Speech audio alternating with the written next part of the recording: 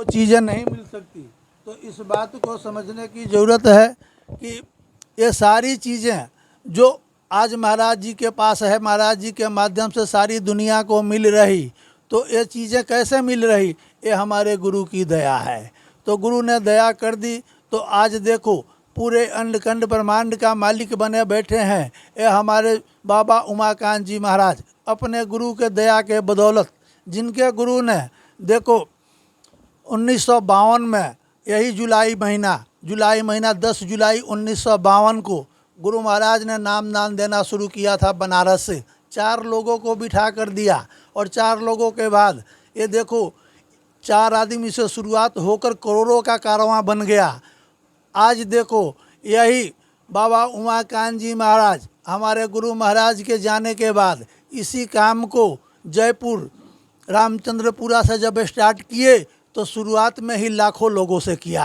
अब इस बात को समझने की ज़रूरत है कि गुरु महाराज ने कितनी बड़ी ताकत और पावर देकर बाबा उमाकांत जी महाराज को खड़ा किया।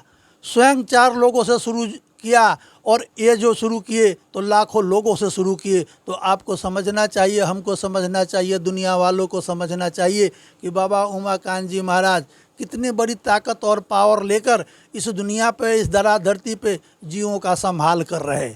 ये उदाहरण है, सामने देखने की चीज़ है, समझने की चीज़ है। कहने के लिए तो मुंह से बहुत सारी बातें सब लोग कहते हैं, लेकिन सामने जो दिखता है तो प्रत्यक्ष के लिए प्रमाण की ज़रूरत नहीं होती।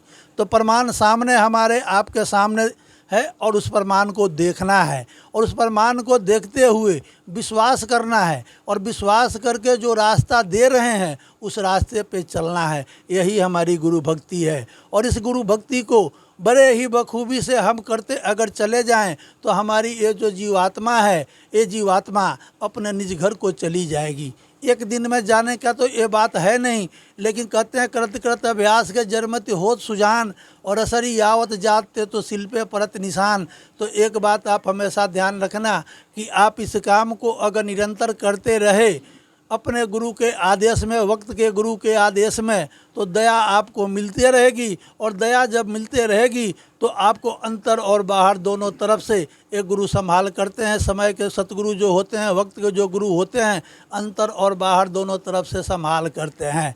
अब देखो हमने आपको बताया गुरु में अपना रूप दिखाओ, कहते हैं ना कि यह तो रूप धरा तुम सरगुण। तो सरगुण का मतलब क्या होता है?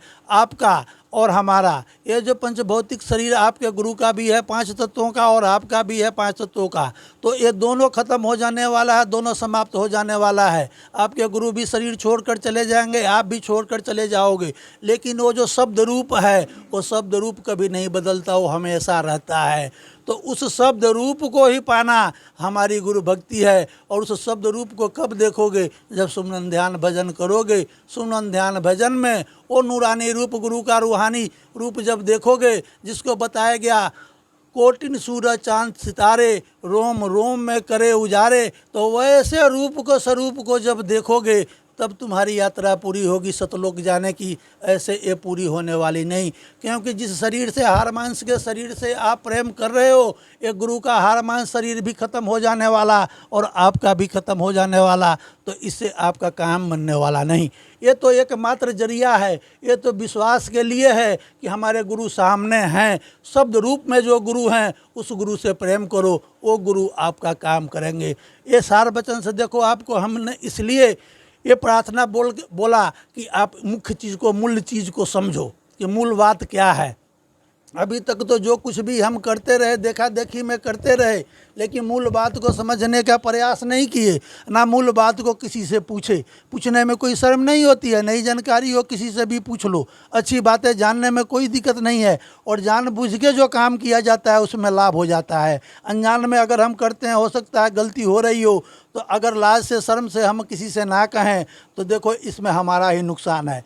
ये कोई ज़रूरी नहीं कि हमारा उम्र ज़्यादा है और हमसे कम उम्र का है इससे हम पूछ रहे हैं, नहीं। हो सकता है कि हमसे कम उम्र वाला भी उस बात को जानता हो और हम ना जानते हो, तो पूछने में तनिक भी